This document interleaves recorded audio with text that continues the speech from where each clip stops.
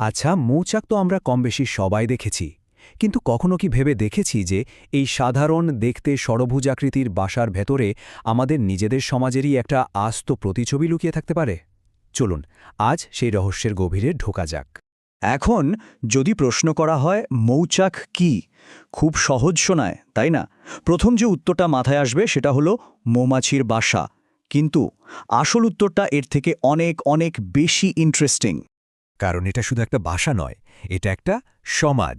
হ্যাঁ, ঠিকই শুনছেন, একটা অবিশ্বাস্য রকম সুসংগঠিত আর স্বয়ংসম্পূর্ণ সমাজ। দেখুন, রানী মৌমাছির কথা তো আমরা সবাই জানি তাই না? কিন্তু আসল যে ব্যাপারটা, মানে আসল যে বিস্ময়টা, সেটা কিন্তু লুকিয়ে আছে তার বিশাল কর্মী বাহিনীর মধ্যে। চলুন একটু গভীরে গিয়ে দেখি কিভাবে তাদের প্রত্যেকের আলাদা আলাদা ভূমিকা আমাদের সমাজেরই একটা নিখুঁত আয়না তৈরি করে। তো সবার আগে কথা বলা যাক তাদের নিয়ে, যারা বাইরের দুনিয়ার সাথে ডিল করে, মানে বিপদ আপদ হোক বা নতুন সুযোগ, সবকিছু এরাই সামলায়। এদেরকে বলা যেতে পারে মৌচাকের ফার্স্ট রেসপন্ডার, মানে প্রথম সারির যোদ্ধা। আর এই প্রথম সারিতেই আছে প্রহরী মৌমাছিরা। এরা হল মৌচাকের একদম অতন্ত্র প্রহরী। এদের একটাই কাজ, কলোনির যে প্রবেশপথ সেটাকে যে কোনো মূল্যে সুরক্ষিত রাখা আর বাইরের কোনো শত্রুকে ঢুকতে না দেওয়া। দেখুন মেলটা কি চোখে পড়ছে? একদিকে মৌমাছিরা তাদের কলোনি পাহারা দিচ্ছে, আরেকদিকে আমাদের পুলিশ বা সিকিউরিটি ফোর্স আইনশৃঙ্খলা রক্ষা করছে।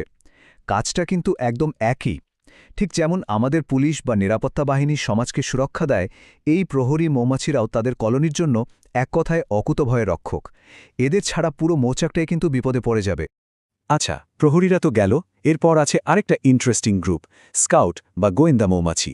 এরা হলো কলোনির আসল এক্সপ্লোরার, মানে দুঃসাহসী অভিযাত্রী।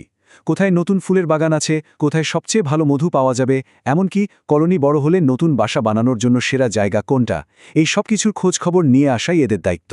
এদের কাজটা শুনলে আমাদের সমাজের কথাই মনে পড়বে।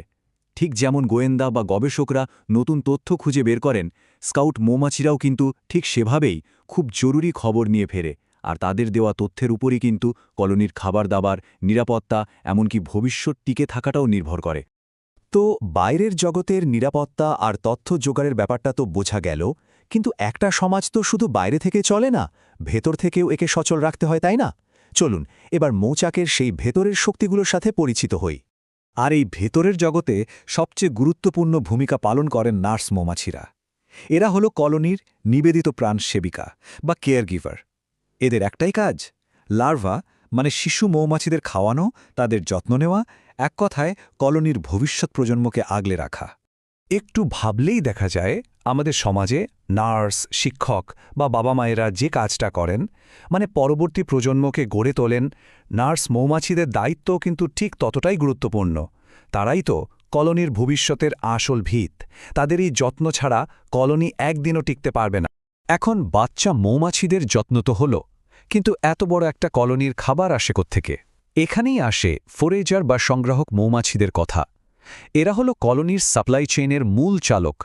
সারা দিন ধরে অক্লান্ত পরিশ্রম করে এক ফুল থেকে আরেক ফুলে ঘুরে মধু আর পরাগরেণু সংগ্রহ করে মৌচাকে ফিরিয়ে আনাই এদের কাজ। একবার ভাবুন তো, এই সংগ্রাহক মৌমাছিদের এই হাড় ভাঙা খাটুনি ছাড়া পুরো কলোনিটাই কিন্তু না খেয়ে থাকবে। ঠিক যেমন আমাদের সমাজে কৃষক বা খাদ্য সরবরাহকারীরা না থাকলে আমরাও চলতে পারি না, মৌচাকেও এদের ভূমিকাটা ঠিক সেরকমই। এরাই সেই সিস্টেমটা চালায় যা সবাইকে বাঁচিয়ে রাখে। আচ্ছা, আমরা নিরাপত্তা, তথ্য, খাবার এসব নিয়ে কথা বললাম, কিন্তু এই যে এত বড়, এত নিখুঁত একটা বাসা, এই মৌচাকটা বানায় কারা? চলুন এবার দেখা যাক মৌচাকের সেই দক্ষ স্থপতিদের। এরাই হলো সেই কনস্ট্রাক্টর বা নির্মাণকর্মী মৌমাছি। এদের যে কি অসাধারণ জ্যামিতিক জ্ঞান তা ভাবা যায় না। এই জ্ঞানের জোরেই ওরা মৌচাকের সেই বিখ্যাত ষড়ভুজাকৃতির ঘরগুলো তৈরি করে। শুধু নতুন বানানোই নয়, মৌচাকের কোথাও কোনো ক্ষতি হলে বা ভেঙে গেলে সেটা মেরামত করার দায়িত্ব কিন্তু এদের। এই দক্ষ কারিগরদের কাজ দেখলে কার না আমাদের স্থপতি বা ইঞ্জিনিয়ারদের কথা মনে পড়বে বলুন?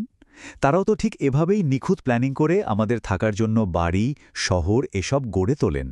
মিলটা কিন্তু সত্যিই অবাক করার মতো। তাহলে দেখুন, প্রহরী থেকে শুরু করে স্থপতি পর্যন্ত প্রত্যেকের একটা বিশেষ ভূমিকা আছে। এখন চলুন এই সবগুলোকে একসাথে মিলিয়ে দেখি কিভাবে এই পুরো ব্যাপারটা আমাদের সমাজের একটা জীবন্ত প্রতিচ্ছবি হয়ে ওঠে। এই যে দেখুন, পুরো ব্যাপারটা এক নজরে। প্রহরী মানে পুলিশ, স্কাউট মানে গবেষক বা গোয়েন্দা, নার্স হলো আমাদের কেয়ার গিভার, সংগ্রাহক মানে কৃষক, আর নির্মাতা হলো স্থপতি। কি অবিশ্বাস্য রকম একটা মিল, তাই না? আর এটাই কিন্তু সবচেয়ে গুরুত্বপূর্ণ পয়েন্ট।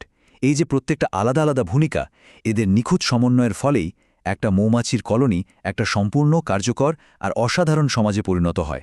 এটা আক্ষরিক অর্থেই আমাদের সমাজের একটা জীবন্ত আয়না। তাহলে পরের বার যখন কোনো মৌচাক চোখে পড়বে, তখন হয়তো সেটাকে আর শুধু মৌমাছির একটা বাসা বলে মনে হবে না, বরং চোখের সামনে ভেসে উঠবে একটা ছোট কিন্তু স্বয়ংসম্পূর্ণ সমাজ। এখন প্রশ্নটা হলো, প্রকৃতির আর কোন কোন সমাজে আমরা নিজেদের এমন প্রতিচ্ছবি দেখতে পাই? ব্যাপারটা কিন্তু ভাবার মতো।